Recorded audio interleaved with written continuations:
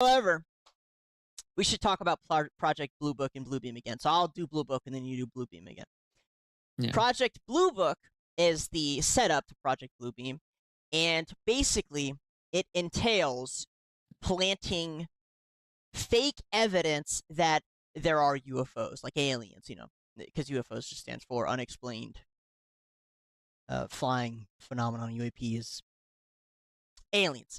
It's the setup that we have aliens. Our technology comes from captured alien technology. Aliens are helping us. They're living amongst us. Blah, blah, blah, blah. Anything that mentions aliens that even us ourselves have gone through, even MJ12, all of that is it's basically a huge setup by the government to set up for Project Blue Beam. And now you can go ahead and tell the audience what Project Blue Beam is. All right. And so Project Bluebeam is essentially taking the beliefs of the people and trying to convert it into reality through the use of holograms and similar effects to get people to believe in like deities, entities, like godly figures, so to speak. That way they can kind of control what the people think or what they believe. Something like, Jesus coming down and telling them to protect, a certain country, you know what I mean? It's like, it's something along those lines, It's not particularly anything too crazy for anyone that's in the know, but for people that don't know, I'm sure it would be very shocking to see something that they don't know is a hologram already appear in front of them.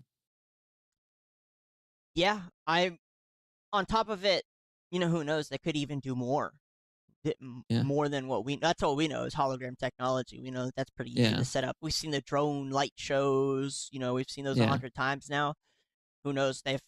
Both of those have already been pretty much mastered by our current government. So who knows? Genuinely, who knows what they do to make it seem as real as possible? And I like to compare it to the Manhattan Project, because obviously that's like well beyond us, right? But for the people who were living during that time period, Manhattan Project was the build up to the atom bomb. Yeah. For the people living during that time period who weren't on the inside of the Manhattan Project, which involved, thousands of physicists and engineers and, people for logistics, like it involved thousands of people across the U.S., and yet they were still able to keep it a secret until we dropped the atom bomb twice on, Japan. So one of the things people say is that they could never keep this stuff a secret, but they could definitely keep it a secret. And it's possible that the missing, people who are getting murdered are people who plan to come forward. We've seen them kill whistleblowers 1,000 times. There's no shortage of that. We should just start using whistleblowers as meat shields. We basically are. Guys, the government is doing this thing. All right. Someone grab them. We put them on the front of the barricade.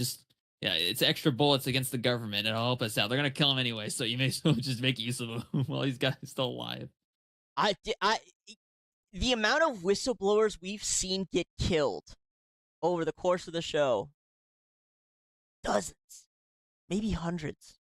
I love how it hasn't resulted in anything. And nothing. Nothing. Not one thing.